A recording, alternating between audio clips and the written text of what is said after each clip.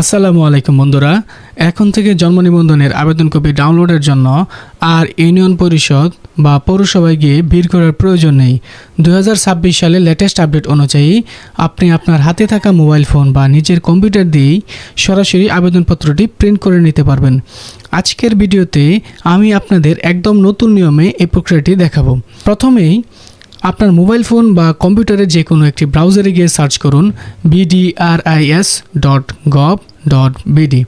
এই ওয়েবসাইটটিতে ক্লিক করার পর ডান দিকে তাকালেই দেখবেন জন্ম নিবন্ধন আবেদনপত্র প্রিন্ট নামে একটি নতুন ফিচার বা অপশন যোগ হয়েছে। 2026 সালের এই নতুন সিস্টেমে ঢোকার জন্য এখানে ক্লিক করুন। তারপর এখানে আসার পর আবেদনের ধরন হিসেবে জন্ম নিবন্ধনের জন্য আবেদন সিলেক্ট করুন। আপাতত শুধুমাত্র জন্ম নিবন্ধনের জন্য আবেদন অপশনটি চালু আছে, পরবর্তীতে হয়তো বা অন্যান্য অপশন চালু করতে পারে। আপনি প্রথমেই জন্ম নিবন্ধনের জন্য আবেদন সিলেক্ট করুন। তারপর আপনি যখন অনলাইনে জন্ম নিবন্ধনের আবেদন করেছিলেন তখন একটি আবেদনপত্র নম্বর ছিল, ওই আবেদনপত্র নম্বরটি দিবেন। তারপর জন্ম তারিখ দিবেন এবং আবেদনের সময় দেওয়া সঠিক মোবাইল নম্বরটি এখানে টাইপ করবেন।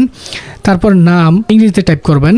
সব তথ্য দেওয়ার পর নিচের দিকে লক্ষ্য করলে একটি ক্যাপচা কোড দেখতে পারবেন। এই ক্যাপচা কোডের মানে হলো আপনি মানুষ নাকি রোবট তা নিশ্চিত করতে এই সিকিউরিটি ভেরিফিকেশনটি ব্যবহার করা হয়। তো যাই হোক, ছবির এই ক্যাপচা কোডের বা ছবির অক্ষর বা সংখ্যাগুলো হুবহু পাশের বক্সে লিখে দিন। ক্যাপচাগুলো সঠিকভাবে পূরণ করার পর সাবমিট বাটনে ক্লিক করবেন।